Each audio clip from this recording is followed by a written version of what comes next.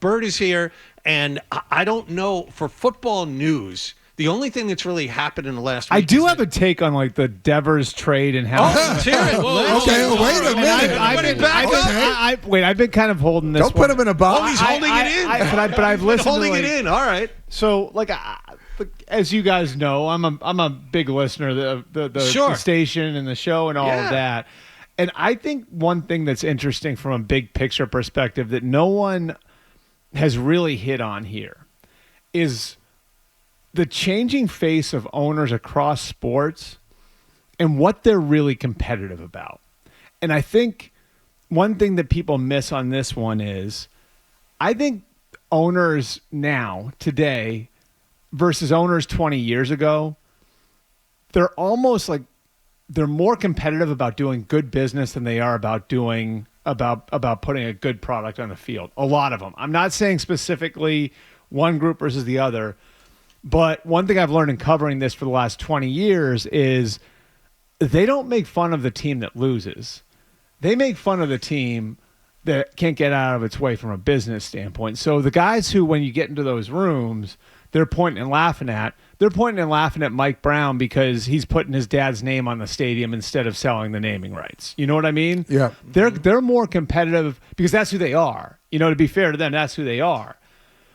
And so, like, I see the Devers thing as like trading the contract, and is that just John Henry's? Well, that's bad business.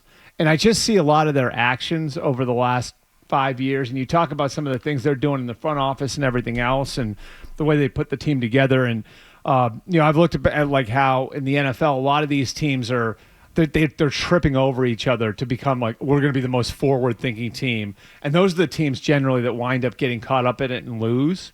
Is like they get so tight, like they get so wrapped up in we're going to be the Microsoft of football. I think the Red Sox are making a lot of those mistakes, and then they look at trying to outsmart everybody. Yeah, and then they look at the Devers. We're doing contract, something different. Yeah, and then they look at the Devers contract, and it's like, Rafi Devers got us when we were in a bad spot after the Betts trade made us look horrible, and so we did bad business on the Devers trade. So you know what we got to do? We got to rid ourselves of the bad business, because even if he's a really good player, like you might look at that contract as like that contract was bad business. So instead of just worrying about putting the best product in the field, it's like, let's rid ourselves of the bad business. Well, and you see that around baseball. Like within baseball, they're all lauding the fact that they were able to get another team to take the entire contract. Right. Like that was a win. You know, I wish, Bert, that the Red Sox specifically would be honest about who they are and who they want to be now. Yeah. Because, you know, when John Henry got here, it was almost like somebody jumping in, somebody who had listened to sports talk radio for like 3 years before coming to a city. And then once you get into a city, you start using the language that everybody else uses. You're saying, hey, we're going to beat the Yankees. We're going to break the curse. He did all that stuff. Yeah, we're going to remake Fenway Park. Can we get a new stadium? Oh, we can't get a new stadium. Okay, we will trick out Fenway Park. We'll do everything. We'll go out. We'll sign all the best players. Yeah. So he was that owner at one point, and then he got distracted. He diversified the portfolio, whatever you want to put it. And now what he wants to do is make money and not spend too much money. Like, that's the bottom line. He doesn't want to spend like he used to. He doesn't want to do it. And think about what Craig Brislow did when he first got here. He hired an outside organization to streamline the front office. How many people lost their jobs? He's trying to do more with less.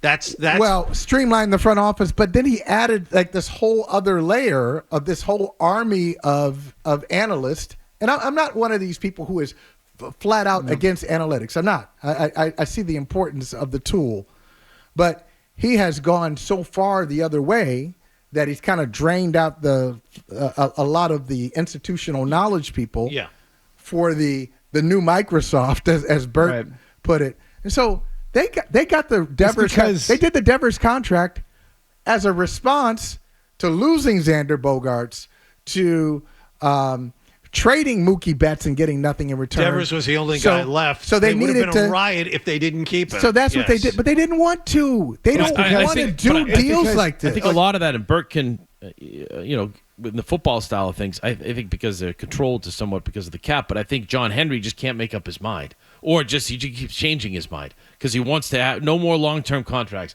I'm not giving a pitcher this amount of money. That he doesn't do it to Lester, but he gives it to Price. Then I'm not going to extend. I'm not going to be the highest paid guy here chasing in mistakes. Mookie Betts. Mistakes. When you're making that mistake, I made that mistake, so I'm going to give it to Devers. You're giving him more credit for engagement than I am. But I think a lot of that also, I don't think he's as engaged. You mentioned when he first got here, Michael. I think part of that I think he was engaged. He had then. Larry Lucchino engaging him, too. Yeah. Lucchino was the one who guided him to renovate Fenway Park, brought in Janet Marie Smith. And Theo Epstein is probably the best general manager we'll ever see here and maybe in baseball history because he appreciated the scouts, but he also appreciated the analytics and would bring all those analysts in and put them all together and make the decision. I don't know if we have that anymore. Which is what he was. I mean, Theo, and I don't know if there's somebody like this in football, Bert, who comes to mind. Theo, I was saying to Felger the other day, I remember that Theo had got the job at 28. Yep. So I remember like one of the first conversations I had with him on the field at Fenway. Mm-hmm. We're joking about, we're exchanging some Chris Rock jokes. Then we start laughing about this is Spinal Tap. Yeah. But then he could turn Spinal Tap. Yeah. So then he could turn around and say, hey, okay, this is this guy's war, or this is a Vort, whatever. He can play both sides of it. He's a Yale guy, but he's also could be a profane guy. He can go back and forth.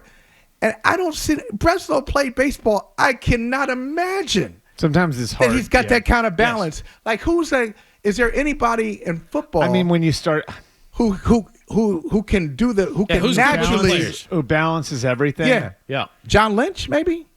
Or Lynch and Lynch has a lot of smart people around him that are like. There's this guy Howie.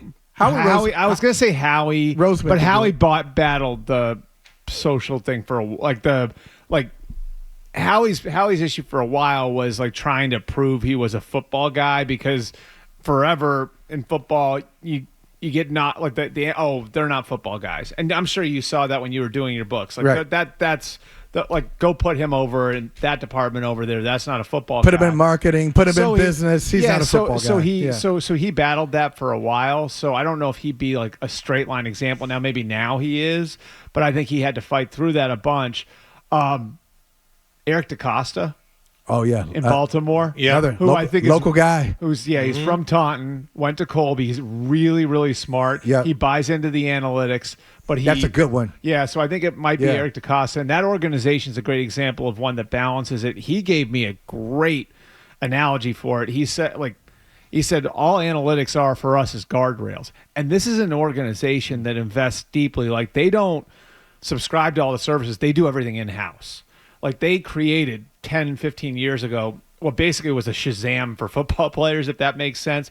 Like they could plug a college player in and it would tell, like their system would tell you, okay, this is who he projects to be. That's awesome. Like, so they're doing all kinds of stuff like that.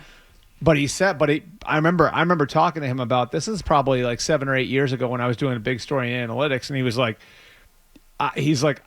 there's nothing that's going to take away from me making the human decision. And this is when he was still working under Ozzy, and Ozzy was great with this stuff too. He's like, we invest so much in analytics. He's like, I want all the information. He's like, I want all of it. Like, it's important to figure out what its place is. Yeah, and a lot of organizations don't. Hold on, Bert. Yeah. We'll continue this. Sorry, guys. I need to take a break here. Or 12. Hey, listen, I think 12 is you got the rock. You got the rock, man. Right. You're the point guard. We're gonna call the timeout then. That's what we're doing. We'll have more with Bert on the other side. 98.5 The Sports Hub. If you like that clip, check out more videos from Toucher and Hardy here. Point slightly up and to the left. For more Red Sox analysis and opinion, hit this playlist. Point slightly down and to the left. And for all the latest from the Sports Hub, download the app at 985thesportshub.com.